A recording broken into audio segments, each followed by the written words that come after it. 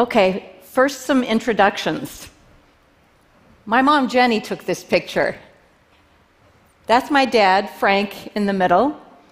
And on his left, my sisters, Mary Catherine, Judith Ann, Teresa Marie, John Patrick sitting on his lap, and Kevin Michaels on his right. And in the pale blue windbreaker, Susan Diane, me. I loved growing up in a big family. And one of my favorite things was picking names. But by the time child number 7 came along, we had nearly run out of middle names. It was a long deliberation before we finally settled on Jennifer Bridget. Every parent in this audience knows the joy and excitement of picking a new baby's name. And I was excited and thrilled to help my mom in that special ceremonial moment. But it's not like that everywhere. I travel a lot and I see a lot, but it took me by surprise to learn in an area of Ethiopia, parents delay picking the names for their new babies by a month or more. Why delay? Why not take advantage of this special ceremonial time? Well, they delay because they're afraid. They're afraid their baby will die. And this loss might be a little more bearable without a name. A face without a name might help them feel just a little less attached. So here we are in one part of the world, a time of joy, excitement, dreaming of the future of that child. While in another world, parents are filled with dread, not daring to dream of a future for their child beyond a few precious weeks. How can that be? How can it be that 2.6 million babies die around the world before they're even 1 month old? 2.6 million. That's the population of Vancouver. And the shocking thing is, why? In too many cases, we simply don't know. Now, I remember recently seeing an updated pie chart, and the pie chart was labeled Causes of Death in Children Under 5 Worldwide.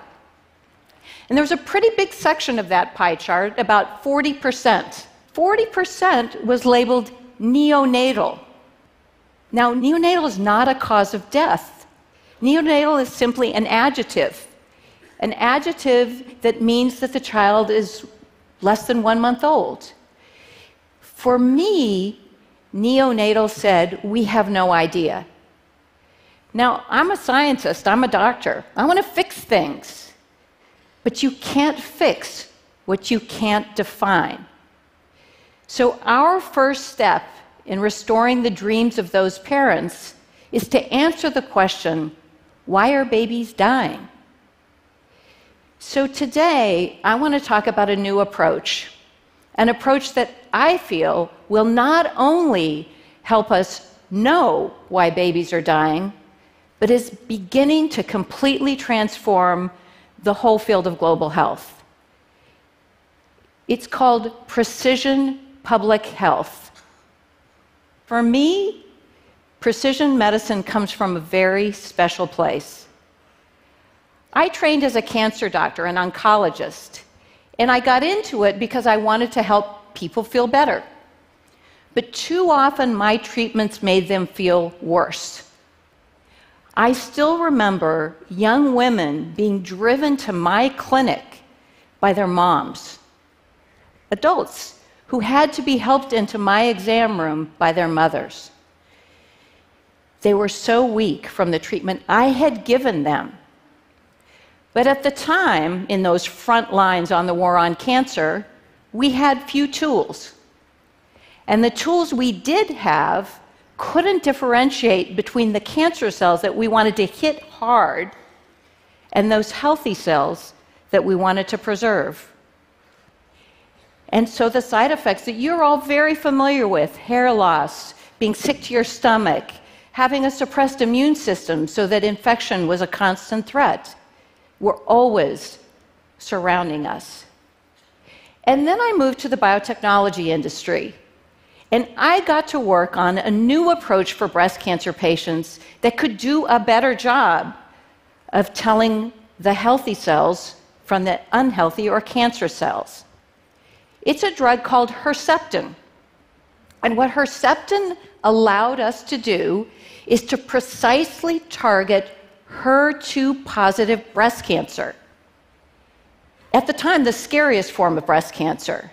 And that precision let us hit hard the cancer cells while sparing and being more gentle on the normal cells. A huge breakthrough. It felt like a miracle. So much so that today we're harnessing all those tools, big data, consumer monitoring, gene sequencing, and more, to tackle a broad variety of diseases.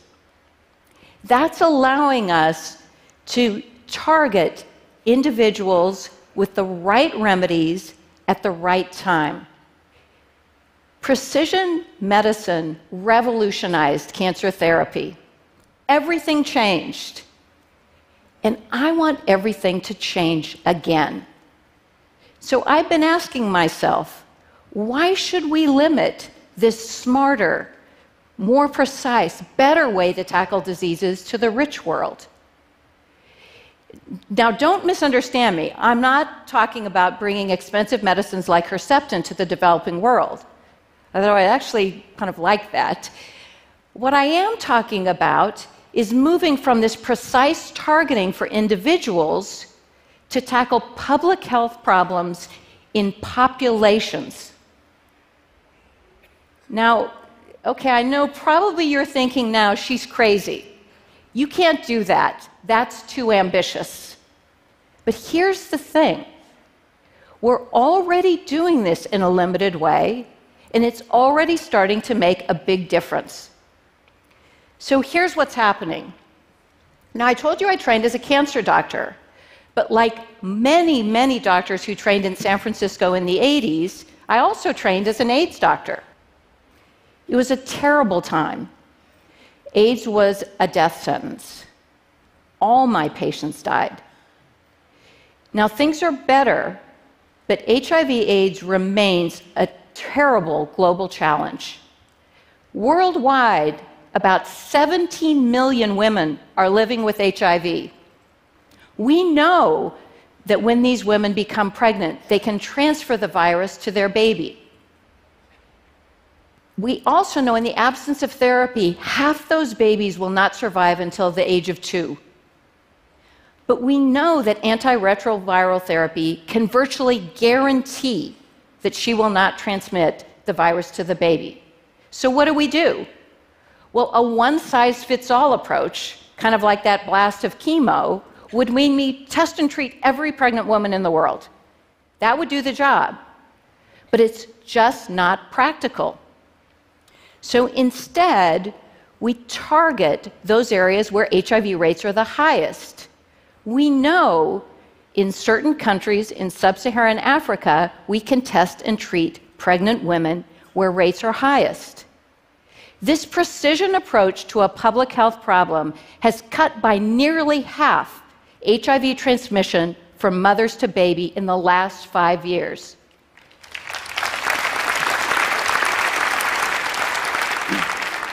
Screening pregnant women in certain areas in the developing world is a powerful example of how precision public health can change things on a big scale. So, how do we do that? We can do that because we know. We know who to target, what to target, where to target, and how to target. And that, for me, is the important elements of precision public health.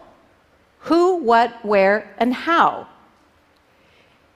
But let's go back to the 2.6 million babies who die before they're 1 month old. Here's the problem: we just don't know. It may seem unbelievable, but the way we figure out the causes of infant mortality in those countries with the highest infant mortality is a conversation with mom. A health worker asked a mom who's just lost her child, was the baby vomiting? Did they have a fever? And that conversation may take place as long as 3 months after the baby has died. Now put yourself in the shoes of that mom. It's a heartbreaking, excruciating conversation. And even worse, it's not that helpful, because we might know there was a fever or vomiting, but we don't know why. So in the absence of knowing that knowledge, we cannot prevent that mom, that family, or other families in that community from suffering the same tragedy. But what if we applied a precision public health approach? Let's say, for example, that we find out in certain areas of Africa that babies are dying because of a bacterial infection transferred from the mother to the baby, known as Group B streptococcus. In the absence of treatment, mom has a 7 times higher chance that her next baby will die. Once we define the problem, we can prevent that death with something as cheap and safe as penicillin. We can do that because then we'll know. And that's the point. Once we know, we can bring the right interventions to the right population in the right places to save lives. With this approach and with these interventions and others like them, I have no doubt that a precision public health approach can help our world achieve our 15-year goal. And that would translate into 1 million babies' lives saved every single year. 1 million babies every single year. And why would we stop there? A much more powerful approach to public health. Imagine what might be possible. Why couldn't we more effectively tackle malnutrition? Why wouldn't we prevent cervical cancer in women?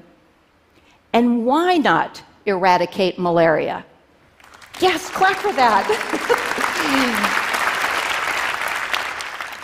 So, I live in 2 different worlds. One world populated by scientists, and another world populated by public health professionals. The promise of precision public health is to bring these 2 worlds together. But we all live in 2 worlds, the rich world and the poor world. And what I'm most excited about precision public health is bridging these 2 worlds. Every day in the rich world, we're bringing incredible talent and tools, everything at our disposal, to precisely target diseases in ways I never imagined would be possible. Surely we can tap into that kind of talent and tools to stop babies dying in the poor world. If we did, then every parent would have the confidence to name their child the moment that child is born, daring to dream that that child's life will be measured in decades, not days. Thank you.